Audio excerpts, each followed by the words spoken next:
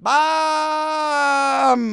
On est retombé sur Terre, les amis. Retour sur Terre. Alors, est-ce que c'est le titre de la vidéo? Non. Le titre de la vidéo, c'est deux Zerbi se manquent. Ou se loupent. Je sais plus ce que j'ai mis. En tout cas, pourquoi j'ai choisi ce titre-là de la vidéo? Parce que deux Zerbi a choisi de mettre Højbjerg en défense. On va voir la compo ensemble, les amis. On va un petit peu analyser la rencontre assez rapidement. Voir le fait du match ensemble, les amis. Et on y va tout de suite, on change d'écran. Parce que là, vous voyez mal. Et on change d'écran tout de suite après quoi? L'introduction.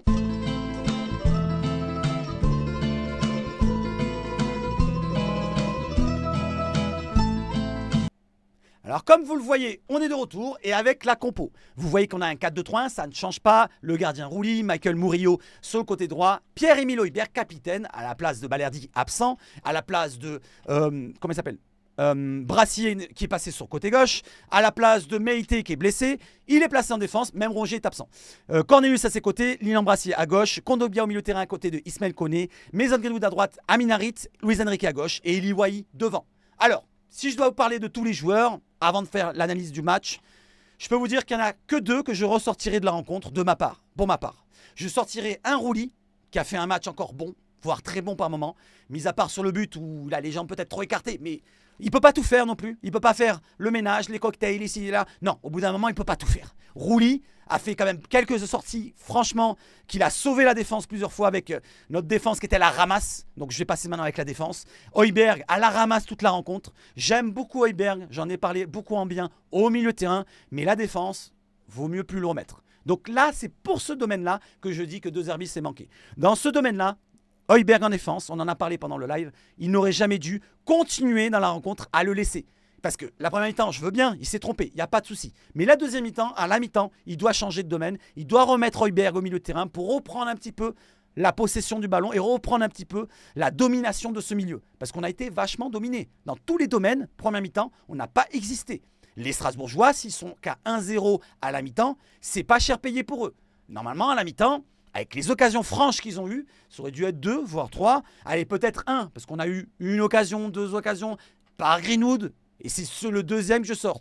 Le deuxième que je sors, bien sûr, c'est Greenwood. Je le sauve. Je lui mettrai une petite note. Si je devais le noter sur 10, là, par exemple, les notes qu'on va faire aujourd'hui, enfin, à l'heure où vous me regardez, ça sera peut-être ce lundi matin. Donc, ce lundi matin, on fera un débrief en live, ensemble, et on notera les joueurs par joueur. Rouli, Murillo, Højbjerg, Cornelius, Brassier, Koné, Kondogbia, Greenwood, Harit, Luis Enrique et Wahi. Et les remplaçants qui ont joué plus de 30 minutes. Donc, je reviens pour Mason Greenwood. C'est le deuxième que je sauverai.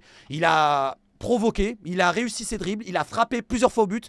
Malheureusement, donc il y avait un gardien face à lui qui a été, il était super gardien en face de lui, Petrovic, qui fait un super arrêt, surtout sur une occasion où certains dans le chat, comme Christian, croient que c'est un poteau. Donc Christian, je te demande et je te conseille d'aller chez Alain Flelou. Donc il n'y a pas de poteau, c'est bien un arrêt de Petrovic sur cette frappe à l'entrée de la surface. Il a eu d'autres frappes à faire, il a fait 5 frappes dans le match pour 2 cadrés et l'équipe de l'OM n'a cadré que 3 fois dans la rencontre. Il y a eu ces deux occasions, 2 frappes cadrées pour Eli Wahi, j'allais dire.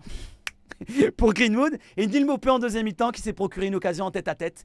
Il a malheureusement mal joué le coup, il aurait pu ouvrir le pied, il a mis directement sur le gardien. On va pas lui en vouloir, il venait de rentrer, il a joué un petit 1-2 avec Rabiot qu'il a mis en profondeur d'ailleurs. Gros fait du match, l'entrée de Rabiot. Il va nous apporter à l'avenir, pour l'instant, il était un peu court physiquement, on l'a vu, donc il a joué quelques passes qui étaient intéressantes. Duel aérien, il était intéressant, mais duel au sol, il s'est fait beaucoup manger, beaucoup bouger par le jeune Doucouré qui a fait un excellent match du côté des Strasbourgeois. Les Strasbourgeois qui nous ont beaucoup donné de mal, avec leur côté gauche, Diego Moreira, Nanasi qui nous ont donné beaucoup de mal, quand Murillo se retrouvait tout seul, avec Greenwood qui ne défendait pas, ou alors un Højbjerg qui était dépassé. Je trouve que dans la défense, de toute façon, quoi qu'on en dise, on a eu du mal de partout. Que ce soit côté droit, côté gauche, dans l'axe, principalement dans l'axe, je vais vous dire. Højbjerg et Cornelius qui ont été à la ramasse toute la rencontre.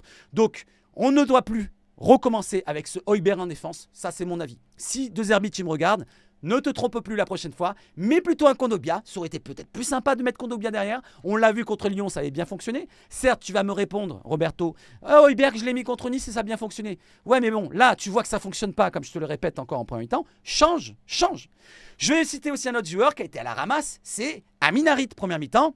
Complètement dégueulasse. D'ailleurs, le but vient d'une erreur d'Amin Harit. Il perd un ballon. Seul, lui, sait comment il l'a fait. Voilà, donc il est face à 2 joueurs au Strasbourgeois en dehors de la surface. Il va rentrer dans la surface. Au lieu de décaler côté gauche, tu as un joueur marseillais qui arrive en pleine bourre. C'est Luis Enrique. Non, qu'est-ce qu'il fait? je ne sais pas s'il le voit, je ne sais pas s'il ouvre ses yeux quand il arrive devant la surface comme ça, mais il la donne directement au Strasbourgeois. Je ne sais pas ce qu'il fait, il veut tenter un petit pont ou quoi. Il la rend directement au Strasbourgeois, le contre et le but. Avec bien sûr Højbjerg qui était au milieu en train de trottiner et Murillo qui se retrouve face à 2 attaquants. Le but arrivé comme ça. Voilà, au-delà de ça, le deuxième mi-temps a été un peu mieux. Voilà, si on doit citer la deuxième mi-temps, ça a été un peu mieux. On a eu 2 occasions avec l'entrée de Neil Bopé, je l'ai cité, avec Jonathan Rowe, avec Carboni qui a fait un peu son retour aussi. Il a eu du mal, il a perdu pas mal de ballons, même si bon, on voit qu'il a quand même une qualité, il pourra être amené à remplacer Amin Harit si ça ne va pas. Et il y a aussi un point noir, je ne l'ai pas cité, c'est Ismaël Koné. Pourquoi? Parce qu'Ismaël Koné, déjà dans sa prestation, il n'a pas été terrible, il a perdu beaucoup de ballons, comme beaucoup d'autres joueurs, hein. Je ne vais pas citer que lui. Mais Ismaël Koné s'est blessé. Donc il est sorti sur blessure, il pleurait en fin de match.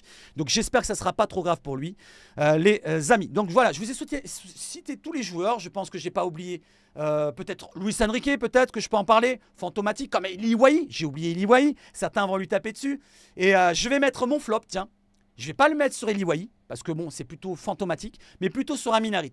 Comme je vous l'ai cité dans mes derniers débriefs, je vous avais dit Amin Harit, j'ai l'impression qu'il est dans le côté irrégulier de sa carrière. Il commence à être moins bon, de moins en moins bon, et ça se retrouve avec son entente avec Mason Greenwood. On les voit de moins en moins se trouver.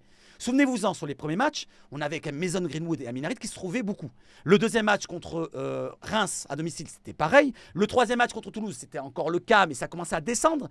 Et le quatrième match, ça commençait encore à descendre, et commençait à descendre, et on le voit de moins en moins, Amin Harit. J'estime qu'il est dans un côté irrégulier, comme toute sa carrière.